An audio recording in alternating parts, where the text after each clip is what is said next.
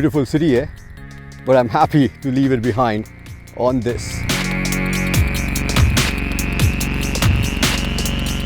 Ever since I swung my leg around the insane Panigale V4 and let it rip, I think it rewired my brain to come to terms with its insane acceleration and mad top end. So when news first broke out that the same engine is going to make its way onto this, the Multistrada, I think the entire motorcycling world skipped a beat.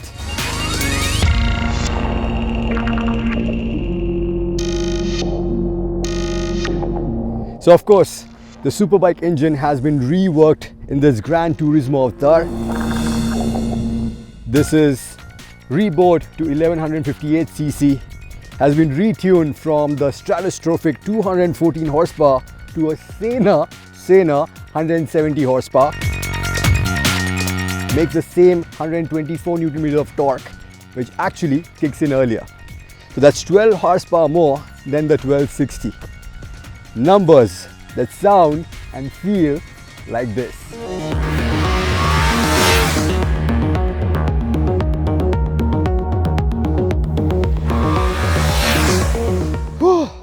I'm blown. I mean, an adventure bike has no business pulling to the red line like that. I mean, it's not just the brutal acceleration, it's how effortlessly it does it. I mean, the 1260, when you pull the pin and let it rip, it made it known that you're riding like your pants are on fire. This one, just like the Panigale, makes ludicrous speeds on an adventure bike feel normal. And I'm not 100% sure what it has lost out compared to the 1260, which is 10 kgs lighter and makes 4 more Nm of torque. But what I can tell you is that this is incredibly engaging to ride. Has a freight train of a mid-range.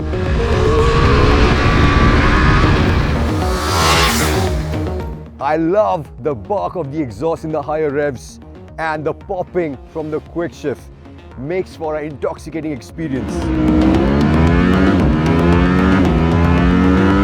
And the cherry on the top is that all of this mayhem is wrapped up in this blanket of refinement which we are yet to experience on a multi. I mean, there are barely any vibrations. I love how smoothly the revs build, and the quality of the shifts both up and down are pure silk. And you can truly experience all this speed, knowing that you can also shed it in a flash thanks to the new updated braking system to the Brembo Stylemas, which we love for their stopping power, their bite and their feedback.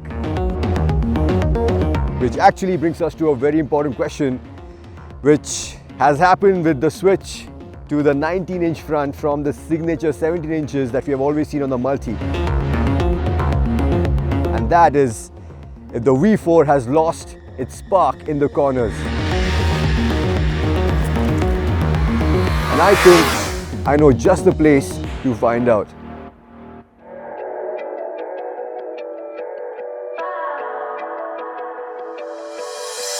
Well, of course we're in Lavasa. This is to us what the Futa passes to the Ducati when it comes to testing. And given the condition of the tarmac, I thought this would be the perfect litmus test for the Multi V4. And I think all of us can breathe out a sigh of relief because, at least in the adventure world, the Multi V4 is still undoubtedly the weapon of choice for attacking corners.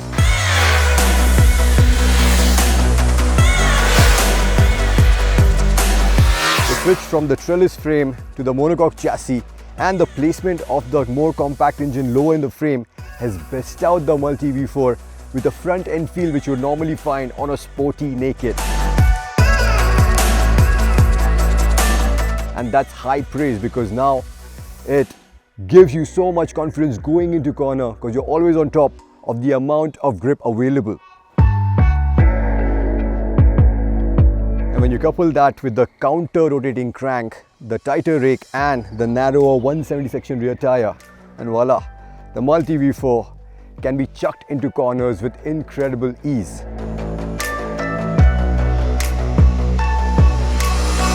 And once in the corner, you are assured to stay hooked to your line thanks to the longer swing arm and the taut suspension or the taut setting of the updated skyhook suspension.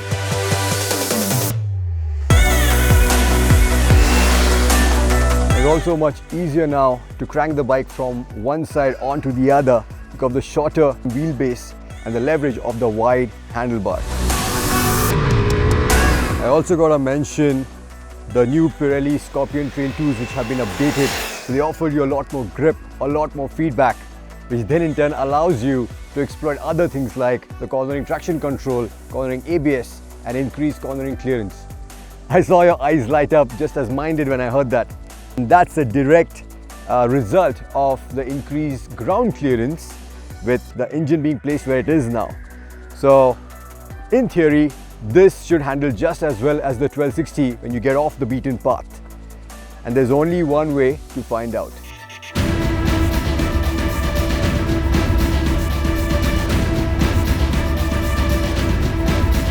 When I rode the Panigale on the track, even then I knew straight away that this engine is going to be a bomb.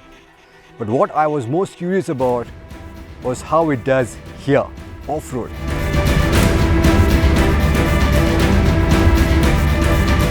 And you can see the difference straight away. Now, as compared to the 1260 in the enduro mode, this one also makes 100 horsepower. But the difference lies in the way the power is delivered. It is smooth, precise, progressive, thanks to the bigger 58mm throttle bodies, which makes it easier to put the power down despite the shorter first gear.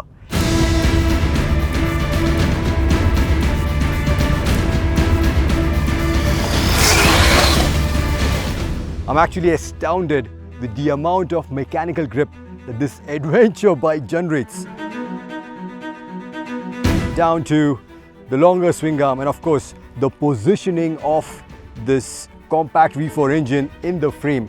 So now it sits high enough to give you 218mm of ground clearance, but still low enough to be more mass centralized. So compared to the 1260, despite the bigger tank, it doesn't feel as top heavy.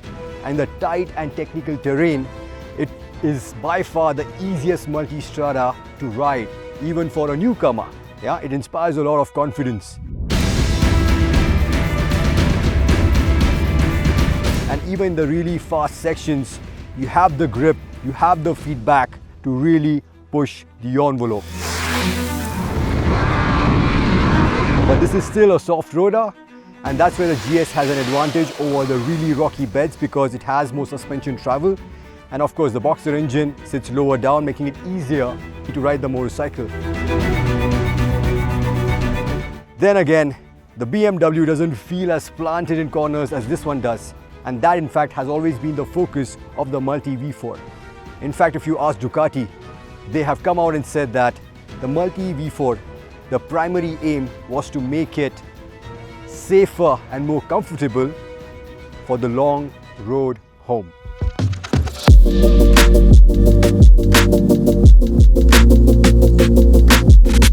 And this is where Ducati have pulled out all the stops to make the Multi V4 the first ever production bike to come with a front and rear radar system. And with the front radar, you get adaptive cruise control, which helps the Multi V4 automatically reduce speed as soon as you're approaching a vehicle in front of you, and then again ramp up speed when you switch to an empty lane. And even the distance from the vehicle can be set as per your comfort level. A really good system, and I think you'll really enjoy it when you're on one of those secluded highways here in India. But in Maharashtra, especially when you have so many two-wheelers, it did not really work as well as it should, or it would when you are riding somewhere where people actually follow lane discipline. But I'm truly in love with the blind spot detection system which works with the rear radar, which intimates you using these lights. They start blinking when a vehicle is approaching you from behind. In fact, I love it so much that I feel it's a system which every two-wheeler should have, given how much it boosts the safety when you're out on the road. And then on top of that, you of course have the entire suite of electronic aids from Ducati, whether it's cornering lights, cornering traction control, or cornering ABS, which are constantly watching your back. And with that taken care of, then Ducati switched their attention to comfort.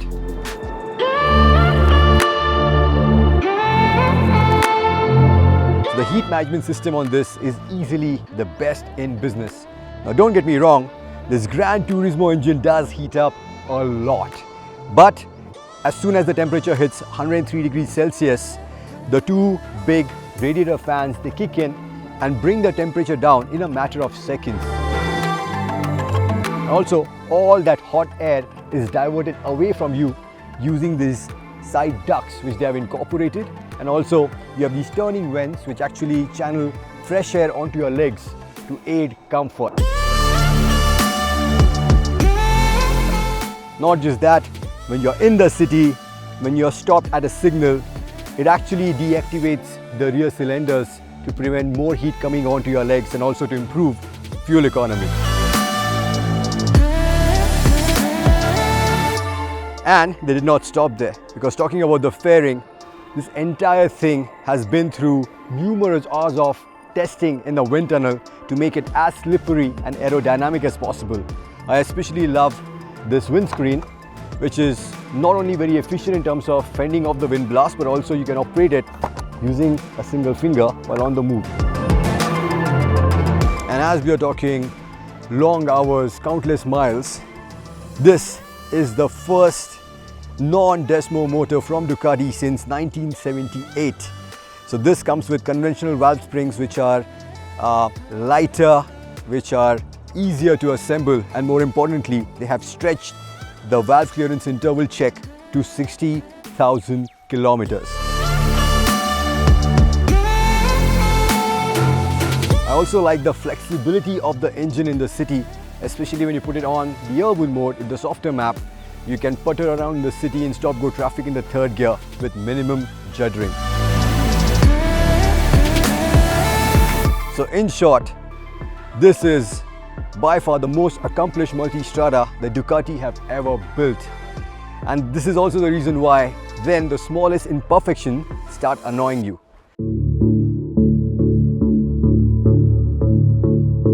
Let's first start with the handlebar. The handlebar now sits a little bit further away from you because of the bigger and longer tank.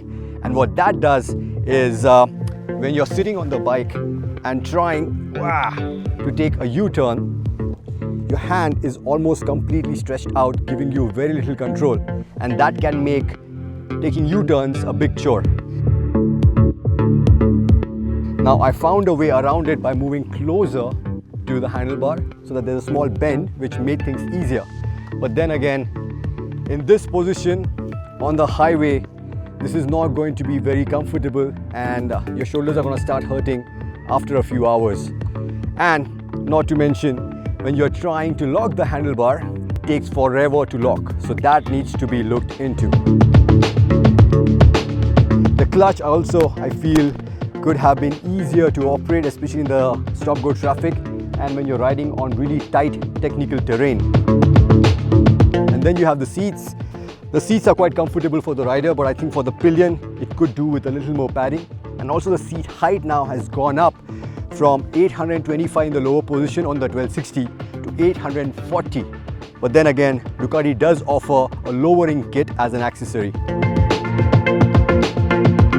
And on the technology front, I love how Ducati have integrated the navigation inside the TFT screen. But I feel the app is not the best, especially for India, and the maps can get quite annoying and confusing, especially when you compare it to the Google map that we have here, which we have found to work really, really well. And also, for that to work, your phone needs to stay on the entire time, which is exactly why they have made this special compartment for keeping your phone, and also there's an inbuilt charging port for your phone. The problem is this compartment is not very big, and especially if you have a bigger phone, then fitting the phone as well as your charging cord inside, the idea is really good, but the execution could have been better. And if I have to nitpick, I would also say that when you're riding on really broken roads with a pillion, with your luggage, I think the ride quality could have been better, even with the updated skyhook suspension, because that is some place where the GS still holds an advantage because it has 20 mm of extra suspension travel. And then you have this Gran Tourisma engine for all the performance that it brings to the table. But with the extra cylinder, it's also that much thirstier.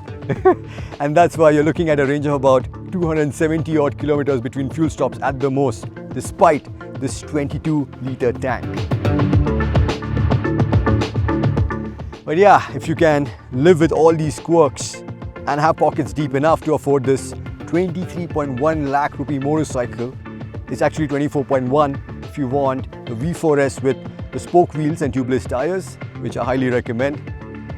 You can rest assured that this is easily one of the best adventure bikes that you can buy today, and possibly the best motorcycle that I've ridden this year.